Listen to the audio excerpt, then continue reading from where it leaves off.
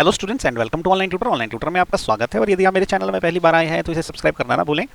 अभी हम कर रहे हैं एक्सरसाइज 8.1 का क्वेश्चन नंबर 10 और क्वेश्चन नंबर 10 में उन्होंने बोला है कि in triangle P Q R right angle at Q. Okay, एक ट्रायंगल है पी क्यू आर। ओके, इसका ये है क्यू 90 डिग्री का एंगल। तो उन्होंने हमें क्या बोल रखा है कि P R plus Q R is 25 centimetre and P Q is equal to 5 centimetre. तो ये जो पी क्यू है ये तो उन्होंने सीधा सीधा 5 सेंटीमीटर दे रखा है, बाकी इन दोनों का एडिशन देकर रखा हुआ है और बोला है क्या determine the values of sine P, cos P and tangent P. Okay, तो सब इस पी के रिस्पेक्ट में वैल्यू निकालनी है। तो हम बड़े आराम से ये बोल सकते हैं क्योंकि पी के रिस्पेक्ट में सब करना है, तो इसके साथ वाली भुजा जो बेस होती है परपेंडिकुलर होती है, हाइपोटेन्यूज होती है। हम इजीली इस तरह से डायग्राम बना सकते हैं।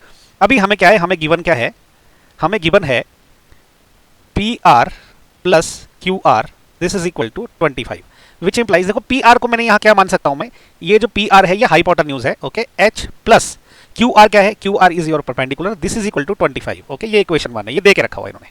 ओके, तो इसी प्रकार से ये जो बेस है, बेस इन्होंने हमें दे के रखा हुआ है, base is P Q. Okay, this is P Q, ये हमें इन्होंने कितना दे रखा है, 5 सेंटीमीटर दे के रखा हुआ है। तो ये बहुत क्लियर है कि दिस इज 5 सेंटीमीटर। ओके, तो अभी हमें क्या करना है ना, पाइथागोरस प्रमेय लगानी है। ओके, आपको क्वेश्चन थोड़ा डिफिकल्ट लग रहा होगा, ये बिल्कुल डिफिकल्ट नहीं है, इसको ध्यान से देखिएगा। पाइथागोरस प्रमेय में क्या होता है, H square this is equal to but this is P square plus B square, इसमें कोई डाउट ही नहीं है। ठीक है, तो इसका मतलब क्या हो गया, अभी मुझे क्या एच प्लस पी दे के रखा हुआ है। ओके, लेकिन और बी इसकी वैल्यू क्लियरली दे रखी है, तो मैं क्या करूंगा, इस पी को यहां लेके आ जाऊंगा, तो मेरे पास आ जाएगा एच का स्क्वायर माइनस पी का square, this is equal to B का स्क्वायर। ओके, तो ये क्या हो जाएगा, अभी देखो एच और P, H square minus P square में क्या लगेगा, A square minus B square का जो फॉर्मूला है, तो उसके हिसाब से क्या हो जाएगा, A plus B into A minus B हो जाएगा। ओके, तो ये हो जाएगा H plus P into H minus P. Okay, this will be equal to B तो हमें दे रखा है इन्होंने, बी इज 5 सेंटीमीटर, तो ये हो जाएगा 5 का स्क्वायर। ओके, तो इसको मैं यहां ऐसा लिख सकता हूं कि H plus P into H minus P this is equal to 5 का स्क्वायर होता है 25। ओके, इसका मतलब क्या हो गया, देखो एच प्लस पी की वैल्यू हमें दे रखी है 25, तो मैं लिख सकता हूं कि 25 into H minus P this is equal to 25। Okay, तो इसका मतलब क्या हो गया, जब ये सामने जाएगा 25 तो एच माइनस पी जो है ये क्या हो जाएगा, 25 जब जहां बटे में जाएगा तो ये 1 रह जाएगा, कैंसिल कर देगा इसको। ओके, 25 से 25 कैंसिल हो गया, तो एच माइनस पी क्या हो गया, वो हो गया 1 के बराबर। ये इक्वेशन 2 हो गई। अभी देखो इक्वेशन 1 हमारे पास ये है, इक्वेशन 2 ये है, ये क्या करेंगे, इन दोनों को ऐड कर देंगे हम। ओके, तो मैं ऐसा लिख दूंगा कि एडिंग इक्वेशन 1 एंड इक्वेशन 2, इन दोनों को हमने ऐड कर दिया।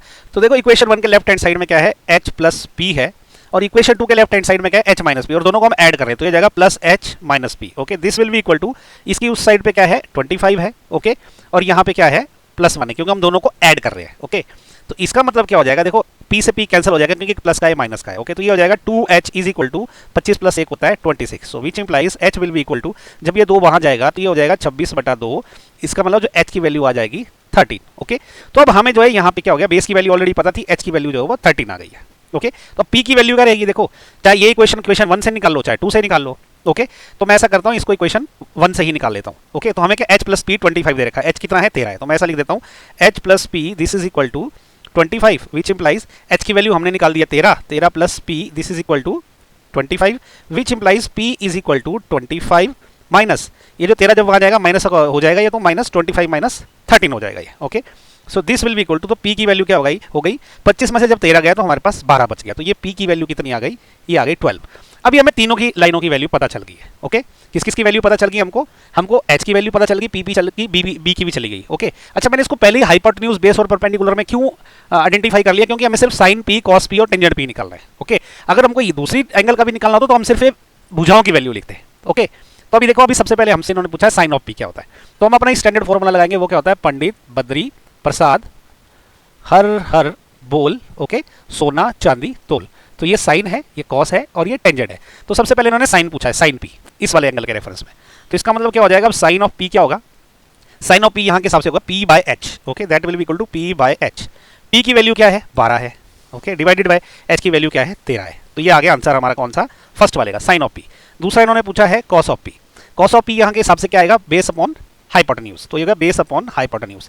ओके, बेस क्या है इधर 5 है। ओके, 5 अपॉन हाइपोटेन्यूज क्या है 13 है, तो ये हो गया आंसर सेकंड वाला, ये आ गया कॉस ऑफ p। अभी टेंजेंट ऑफ p पूछा है, तो यहाँ लिख लेता हूँ वो, तो tangent tan p this is equal to, क्या होता है टेंजेंट की वैल्यू p बाय, तो ये क्या आ जाएगा p बाय b आ जाएगा, तो this will be equal to, perpendicular क्या है 12 है, बेस क्या है 5 है, तो ये 12/5 आ गया। ओके, तो ये तीनों हमारे आंसर आ गए, साइन p आ गया 12/13, कॉस पी आ गया 5/13 और टेंजेंट पी आ गया हमारा 12/5। ओके, तो सिंपल सा क्वेश्चन है, मुश्किल नहीं है, लेकिन इसमें दिक्कत क्या है, इन्होंने तीनों भुजाओं की वैल्यू बड़े टेढ़े तरीके से दे के रखी हुई है। तो आपको ध्यान सिर्फ ये रखना, जब आपने ये पी और एच की वैल्यू जो निकालनी है ना, वहां पे थोड़ा सा आपने ध्यान से करना है, बाकी ट्रिग्नोमेट्रिक रेशियो तो आप बहुत ईजिली निकाल लोगे।